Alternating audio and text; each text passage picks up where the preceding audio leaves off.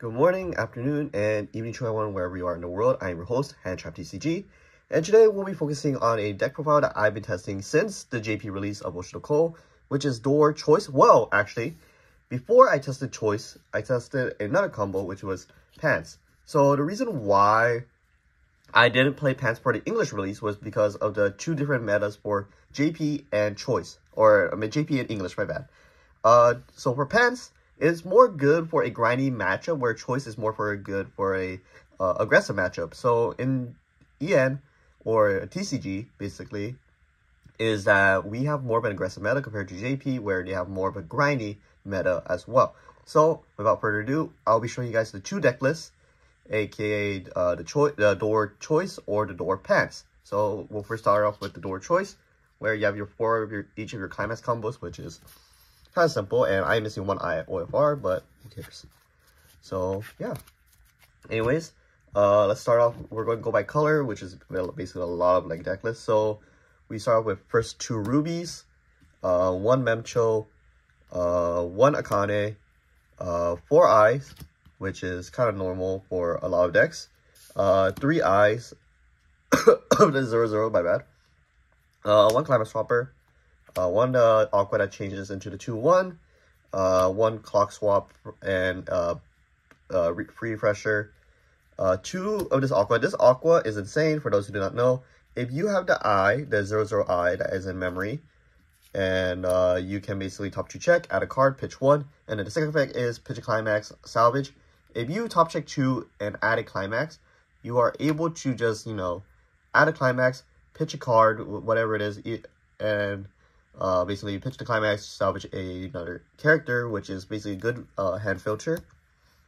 And lastly, the Rico, or pitch 1, top check, X equals level, salvage a character, the Akane, which is kind of good because it's also a quote-unquote Reine from Hololive, where you can, if you cancel the damage that you take on this card's battle, you would basically send it to stock instead of going to hand, which is good for stock accumulation.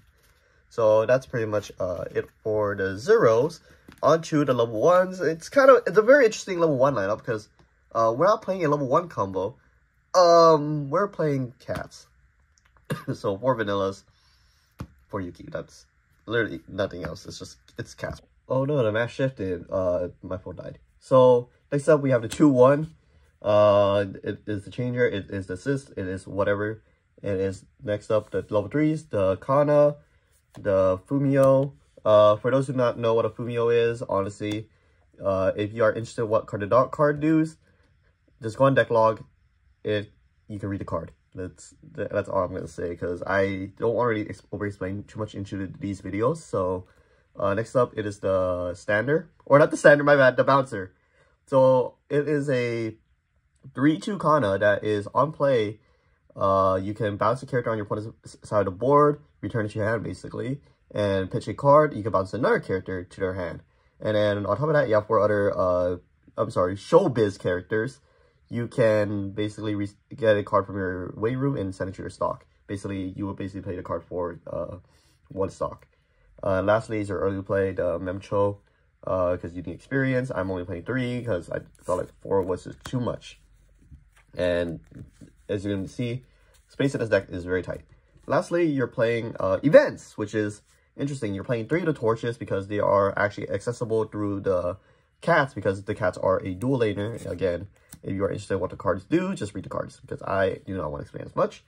And lastly, the 3/0. And I've actually explained the anti-change as well, but not much. So this card is so good because you could just either A, give it tag, set it to stock if you are on low stock, or B, you don't have climax, just search for the climax, or C, if you want to do extra damage, pay 4 stock, give a character on attack, burn 3. So you may be wondering, oh, well, what are the differences between the Choice variant and the Pants variant? Well, for starters, you're playing 4 of the Pants, obviously, 4 of the 3/2s, 2 of the 2/1s, 3 of the 0/0s, 4 3/2 climax combo, 2 unplay stun and stock bomb, and 1 drop salvage.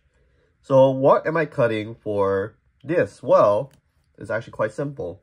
You're cutting 20 cards, and we're starters, we're cutting off the 3-0. We're cutting Fumio. We're cutting all of our early play Memchos. We're cutting this package. So, and then we're also cutting this. And then we're also cutting this. And then we're also cutting this. And then we're also cutting one eye. And then we're also cutting Memcho. And then we're cutting one Ruby Brainstormer. Oh, also, my bad. We're also cutting the Choice Climaxes. So that should be, I think, 20 cards. I'm doing this impromptu. So 1, 2, 3, 4, 5, 6, 7, 8, 9, 10, 11, 12, 13, 14, 15, 16, 17, 18, 19, 20.